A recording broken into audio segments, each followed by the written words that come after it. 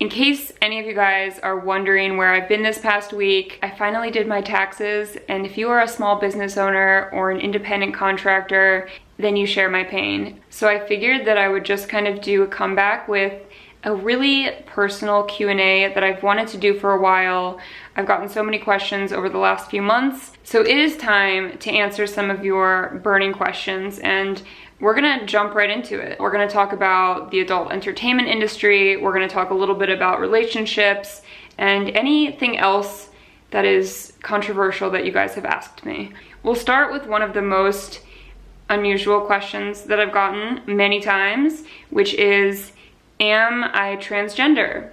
Am I a male to female transgender individual? If it's shocking to you that people have asked me this question, I've gotten it many times, but truthfully, I am not offended at all and I'm happy to answer it for you. So let's talk about maybe why people have asked me this. For starters, I will say that I do have very masculine facial bone structure. I also am very tall, and a lot of people have pointed out that at times it looks like I have an Adam's apple. So let's start there. First of all, the Adam's apple is, your thyroid cartilage that grows on your larynx, and every single person in the world has an Adam's apple. It is more prominent in men, but it can also be visible in women. I don't think that I have an abnormally large Adam's apple, but I am a slender person. So in some lighting situations, or when I move in certain directions, you may be able to physically see my larynx moving. That's just my natural anatomy, but I was born a woman and I am still a woman. I do also want to mention that your larynx in general is more visible when you're speaking from your throat, which we like to refer to as vocal fry. Many of us get into the bad habit of speaking from our throat, and I'm definitely sometimes one of those people, which is unfortunate. And I think that's just from working in nightlife for so long, where I've been forced to project to speak with people over loud music and stuff. But I'm trying to get into a better habit of speaking correctly, because I do think that I have vocal cord damage from all of my years in nightlife and the way that I've kind of gotten used to speaking. So right now I'm hyper aware of it, which is why I might sound really professional. Let's move on. Next, we're going to jump right into some questions about dancing, stripping, adult entertainment, whatever you want to call it. I get questions on this all the time. So we'll start with the basics. Do I still dance? I stopped dancing when I was around 24 to 25. So it's been a good 5+ years since I removed myself from the industry, and I have no intention on going back. I still pole dance for exercise and for fun because I think it's a good workout and I enjoy it, and I have a lot of friends who enjoy it as well, including those who were not previously strippers. So no, I do not still dance. People really get hung up on this. Another thing is that I do get a lot of negative comments trying to call me out on being a stripper, and I have 3 videos openly talking about it, so find something else to criticize that I haven't already talked about in depth. When you were a dancer, did you go completely nude or no? So there are different types of strip clubs. There are fully nude clubs, there are bikini bars, and there are topless bars. Each state in the United States has different laws dictating what is allowed at a certain establishment. So there are certain states like Las Vegas where it is illegal to serve alcohol in fully nude strip clubs. So it really depends on what city you're dancing in, what the laws are like in that city, and also what type of licenses the particular club has that you are employed at. I have personally danced at both fully nude clubs and topless clubs. In my experiences, the fully nude clubs that I have worked at only have full nudity on the stage area, so when you're performing, but there is no nudity off stage. So it's really just limited to that stage time. I've always felt very safe, and there has never been any type of touching during stage time. There's always security and bouncers and stuff like that. So I have never had any negative experiences with fully nude clubs. I have worked at some clubs where I've witnessed things that I don't agree with and things that were difficult to see, but it was surprisingly clubs that have, you know, a reputation for being very nice and lavish and really safe and secure. And we can maybe talk about that in another video. I'm not going to delve too much into it right now, but as far as fully nude versus nude, I have worked at all types of strip clubs. What did I do with all of the money I made from dancing in the adult industry? Okay, so this is a great question. When I was 23 years old, I was able to save about $50,000, and that's around the time that I decided I wanted to move to New York. I really wanted to get a job in fashion, and I knew that I would most likely need to do an unpaid internship before I was able to get a real job, which is exactly what I ended up doing. So I figured that if I was able to save like a considerable, you know, chunk of money, or at least enough money to get me through the first year in New York. Even the initial move to New York was really expensive because I was young, I didn't have a ton of credit. To get my first apartment, I basically put down like 3 or 4 months of rent up front. I mean, New York is such an expensive city to live in. I really blew through that money in like the first year I was in New York. I was also a young person in a new city trying to enjoy my life, so it was nice to have that kind of backup money and also be able to do things that I wanted to do. In the end, fashion was just not for me. I think I had like an idea that it would be something a lot different than it ended up being. That's what happened to like the preliminary amount of money that I was able to save from Baltimore. And I did continue to dance in New York, but at that point I was really struggling to get out of the industry. But I was living kind of an extravagant lifestyle. I did have 2 cars, which is crazy in hindsight. And I was pretty much able to go out and, you know, eat dinner or shop whenever I wanted, but within reason. There were a lot of periods where I would take like 3 to 4 months off of dancing because I really was trying to kind of get out of it, and then I would go back to it because it was comfortable. So, you know, I could have made a lot more money than I did make if I was working more regularly. I wasn't the best with keeping a set schedule, and I did go through phases where I kind of withdrew from it and then just went back to it out of habit. I gradually transitioned into nightlife where I was just bartending, and that's kind of how I segued into like hospitality from there, which I continued to do until last July, as most of you know. Okay, these questions are really taking a long time. I feel like I'm only going to be able to answer a couple. Let's get into some more categories. Okay, this is a commonly asked question. What is your Myers-Briggs personality type? I have taken the Myers-Briggs test probably about 5 times in my life. The first time I ever took it was in an AP psychology class in high school. And then I've taken it over the years a handful of times, and I have always gotten the same personality type, and I never want to reveal what it is because I feel like it tells you guys too much about me. And not that I'm not an open person, because I consider myself to be very open in most categories, but I feel like there needs to be just something left to the imagination, and it's just too accurate. The next question is actually one that I have lied about in the past, and I'm not proud of it, but I have lied about it, and that is, what did you study in college and did you graduate? Let me start by saying almost everyone in my extended family has gone to the University of Maryland, and then a lot of people in my family have gone on to get their doctorate or their, what else is there? PhD, which is a doctorate, right? Grad school? A lot of people have gone on to grad school and then to get their doctorate? Wow. Does this answer your question? This should answer the whole question, honestly.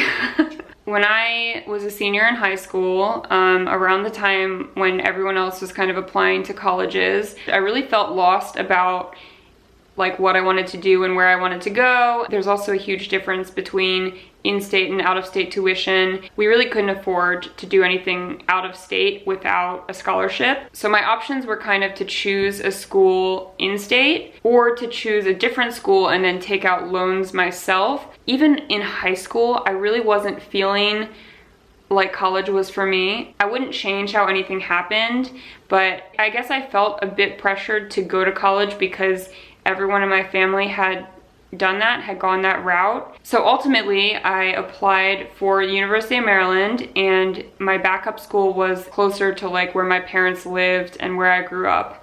And that's where I ended up going. I was fortunate enough to get into both my original choice and my backup, and I had actually enrolled to go to University of Maryland, the big campus, and then like a couple weeks before I was supposed to move into my dorm, I like panicked and withdrew and decided that I wanted to go to the smaller campus because I don't know, I think I felt uncomfortable about going to a school that was so large. I wasn't like a super popular kid. I wasn't the most social person. I think I made friends really easily, but I was also just like very nerdy and into math and science and exercise and stuff like that, versus like going out and partying. But I did end up going for 1 year. It was overall a lot more challenging than I expected it to be, just because I think I had a really hard time focusing. Like the structure of learning in large classrooms is so hard for me, and it just is not great. It's not a good match. I need like a small environment. My freshman year of college, I was placed into like a really big math class, and I already felt like I knew everything that we were learning. So I just stopped going to class after like the first week, and then I would just come in to do tests. And my teacher pulled me aside and was basically like, you know, if you fail your tests because you didn't come to class, you're gonna fail my class. And I brilliantly passed all of the exams and just never came to class. And at the end of the semester, she was like, good job. So there's that. Sorry, my camera just died, but we're gonna continue. Oh, I never even answered that question. Okay, so I went to college for 1 year, and then I ended up transferring to it wasn't a community college. I ended up transferring to a different college and basically dropping out and not telling my parents, which is horrible, something that I regret, but I just felt so ashamed. I actually went to class for an entire semester, and then I was like having horrible anxiety towards the end of the semester, and I just didn't show up for any of my finals. Around that time, my car was totaled by a drunk driver, and that was really a bit of a traumatic accident just because I had never been in an accident that was serious, and there were 3 people in my car. It was me and 2 of my friends, and the other person who hit me basically ran a red light and you know, I guess T-boned me, and all of the airbags in my car deployed. I didn't even know cars had that many airbags, to be honest. And then I really developed like chronic driving anxiety, which I still have to this day. I hate driving on highways still. I hate driving anywhere where the speed limit is above like 35 miles per hour. I really don't like it. And I really hate driving at nighttime, which was maybe because that's when I got in that accident at night. I don't know. Luckily, I did not have any long-term injuries from the accident, and nobody else did, thank God. But I did have like bruising internally on my lungs, from where the airbags hit me, or from where the airbag in the front hit me, and also from my seatbelt. And I remember that the interest rate on that car was like 28%, because when I bought the car, I had absolutely no credit, no one to co-sign, and that was the only way they would let me finance the car. So I really lost a lot of money on that. But I remember like walking away from the car and just feeling like, I don't even care about this car, I just need to move on with my life. So that was really scary for me. And then I kind of spiraled into a bit of a depression, and yeah, I dropped out of school around that time. That was the absolute longest story I could have possibly told to tell you guys the simple answer to this question. And that's probably because for a long time I was really insecure about the fact that I didn't have a degree. And of course now I have a much different mentality. I think school is really great for some people, but I also firmly believe that you do not need to go to school to be successful in life. However, if you have the opportunity to go to school and to get a higher education, I think it's often beneficial to take that opportunity and at least see if it's right for you. And for me, it just did not feel like the right thing. The last thing I want to say relating to that is, for years after I did lie about it, when people would ask me if I went to school, I would kind of twist it to make it seem like I graduated. Like, I would never actually say that I had a degree. I would say, yeah, I studied economics, but now it does not fucking matter. And I can say with certainty, it doesn't fucking matter. But I do think about going back to school sometimes and just taking some electives or a language class, but I probably won't ever go back to school and get a degree. And I'm okay with that. And I'm okay with people knowing about it. So there you go. Okay, we'll do two questions, and I think they're great questions to end with, and my answer for them is basically the same. The first question is, how do you balance being comfortable in your own skin and not worrying about what other people think about you? And the second question is, how do you find motivation to do so much stuff? My answer for these questions is basically the same, and it may sound a bit morbid, but I have opened up in the past about my obsession with death and dying, which we can elaborate on in another video because that will really just take me a long time to talk about. But life is so short in the scope of things, you really can't get wrapped up in what other people think, at least in a negative way. I think constructive criticism can be good and helpful, but when it comes to just like straight up negativity or criticism or people being mean and nasty, especially on the internet, life is too short. And that's it. You can't dwell on other people's opinions. At the same time, I think life is too short to not explore as many things as you possibly can. I personally strive to learn as much as I possibly can, teach myself as many skills as I can, explore as many new hobbies, and I think that's really what kind of keeps me going, especially because I have the type of brain that's so overly analytical. So for me, when I'm deeply focused on something, that's when I find the most like inner peace, because I'm so focused that I'm not thinking about everything else going on in the world and the news and just things that really cause me to kind of go crazy. So doing things is my therapy. Learning things, doing things, being creative, exploring, hiking, whatever it is, that is my outlet for everything.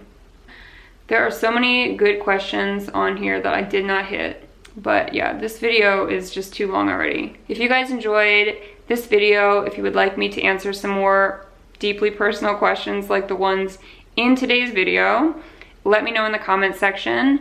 Let me know how you're feeling. Let me know what you did this weekend. Leave me any type of comment below that you want. I will read them all. I will do my best to respond to as many as possible, but I will definitely read all of them, as I always do.